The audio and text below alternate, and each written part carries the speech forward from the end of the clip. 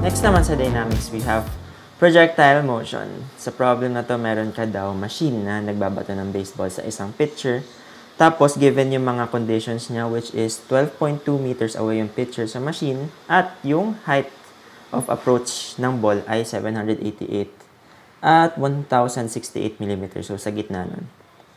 So, ang unang tinatanong ay determine daw yung range of values of V0 o kaya yung initial horizontal velocity ng machine na ina-exert sa ball. At yung next naman ay yung values of alpha, which is yung angle of approach ng ball sa pitcher given these extreme heights. So, ang gagawin natin dyan is i-analyze natin siya in projectile motion. Ang ibig sabihin nun ay mayroong gravity na nag-a-act sa object habang gumagalaw siya. Ibig sabihin din nun, dalawa ang components ng velocity na kailangan natin i-consider, yung horizontal component niya at yung vertical component. Sa vertical component ng velocity, meron kang mga kinematic equations na gagamitin. So, ang tinatanong dito ay determine daw yung range of values of V0. Gumamit tayo ng mga kinematic equations. Hanapin muna natin kung ano ba ang time, kung gaano ba katagal ito pumunta sa pitcher. So, ang kinematic equation na gagamitin natin ay yung YF is equal to Y0 plus V0 t plus 1/2 AT squared. Ngayon, yun, pa-plug in lang naman natin. Ang alam naman natin ay lahat, yung ano na lang natin, yung time, shift solve na lang to. So, YF mo ay 0.788 is equal to Y0 mo 1.5 plus V0 t, ang initial horizontal. Ang initial vertical velocity naman ng ball ay 0 kasi nga purely horizontal yung ina-exert ng machine. So, 0 yung V0.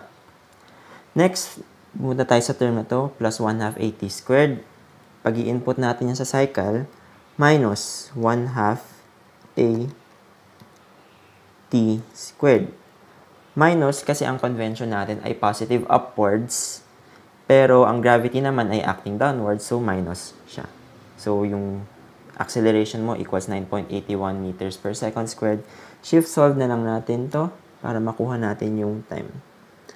Kuha nating time sa height na 788 millimeters ay 0.381 seconds.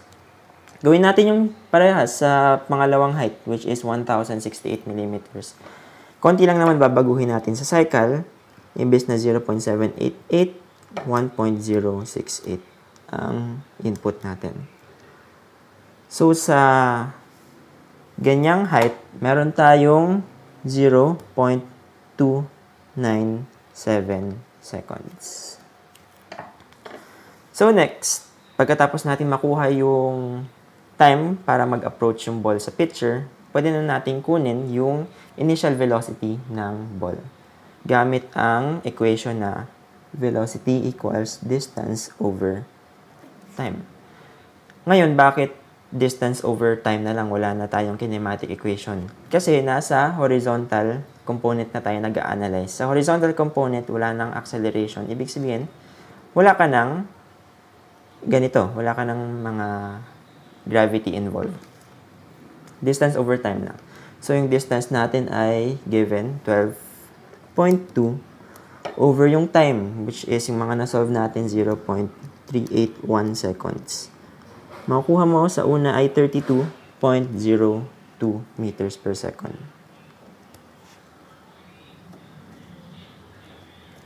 So, yun, gawin natin ulit yung parehas na procedure sa next na height, which is yung 788 millimeters. Gagawin lang natin, i-modify lang natin yung time, 0.297 na. So, 41.08 yung pangalawang velocity natin. 41.08 meters per second. So, yun yung sagot sa unang question. Next naman, pinapahanap daw yung values of alpha corresponding to these heights. Ngayon, para ma-solve yan, kailangan muna nating alamin bakit ba may alpha. So, di ba, kunyari, ito yung picture.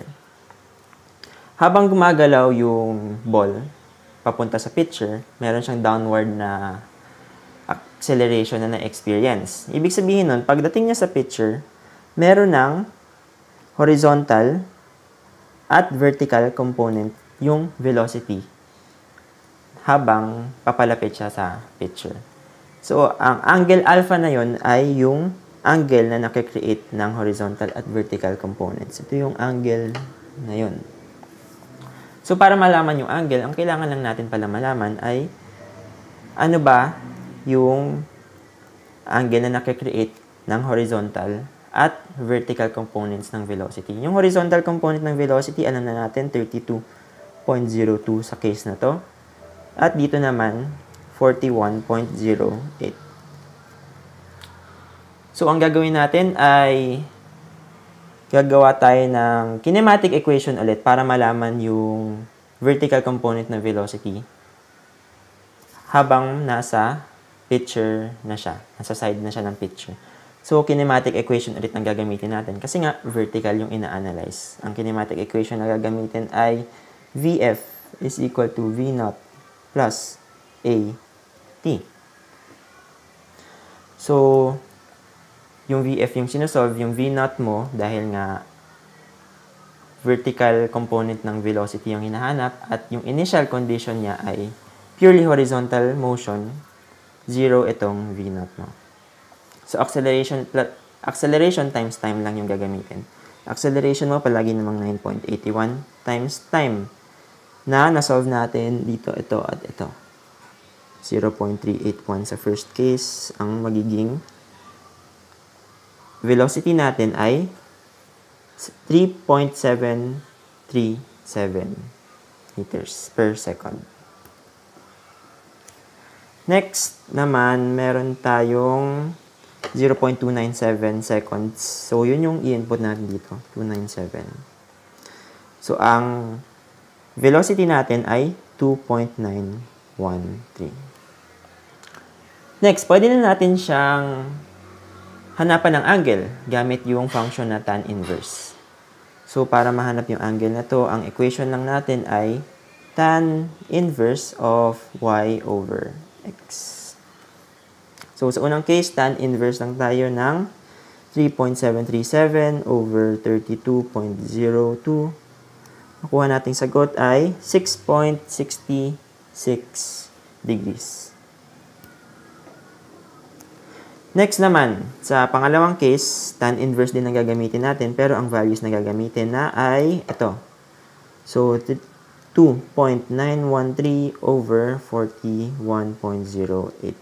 Ang sagot ay 4.05 degrees.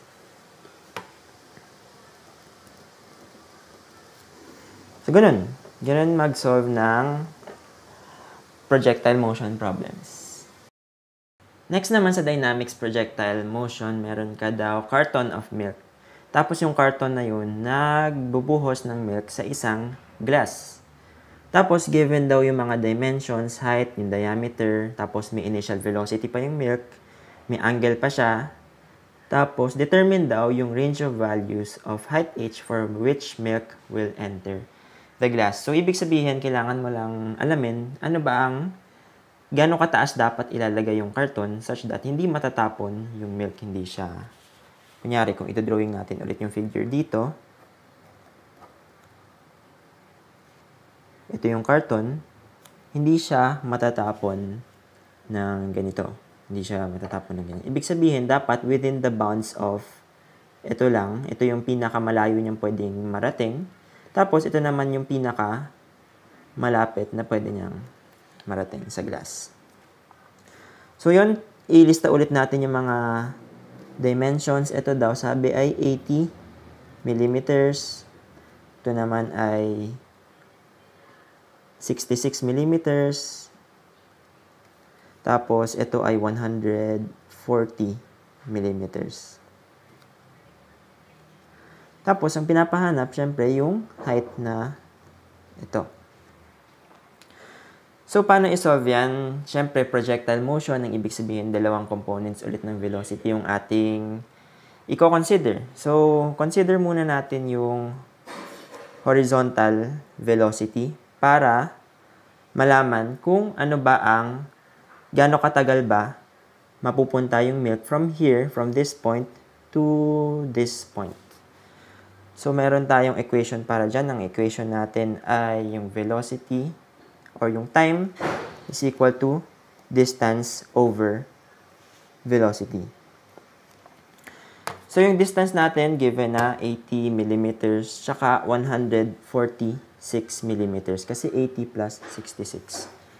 So, yung distance natin ay 0.08 over yung velocity niya. Ano yung velocity ulit ng milk?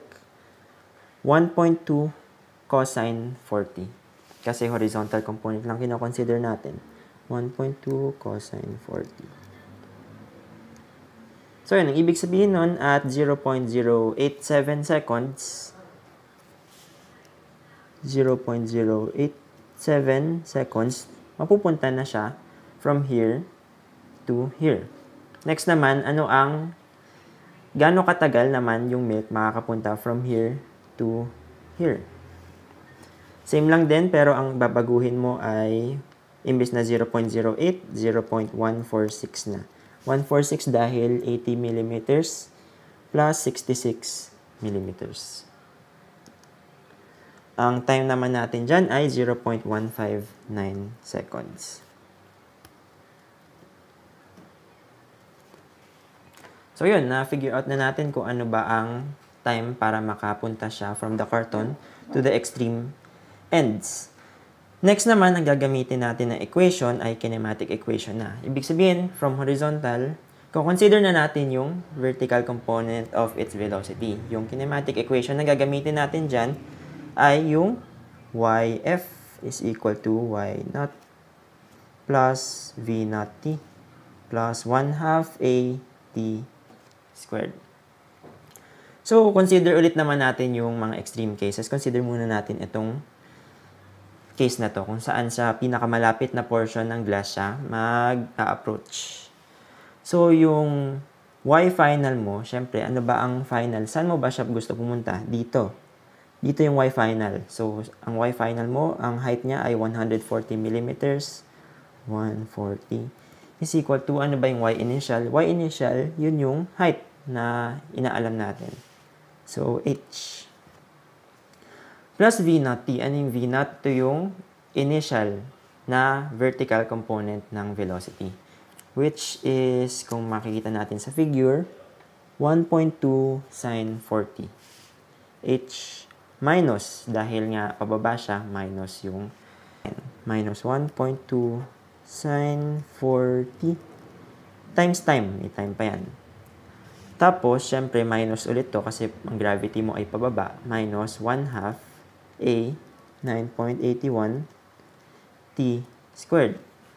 So, yung t na nasa equation na to, ito yung t na nasolve natin kanina lang na 0.087 seconds tsaka 0.159 seconds. So, ang unknown lang dito ay yung h lang. Isa lang pala yung unknown. Madali lang siyang i-shift solve.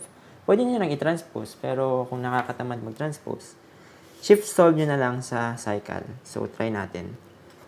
0.14 pala ito kasi in millimeters.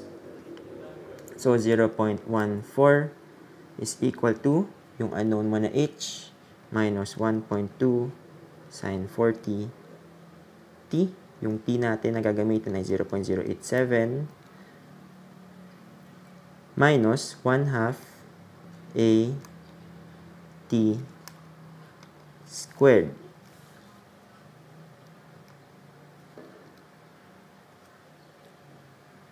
So, shift solve natin. Ang makukuha nating sagot ay 0.244 meters.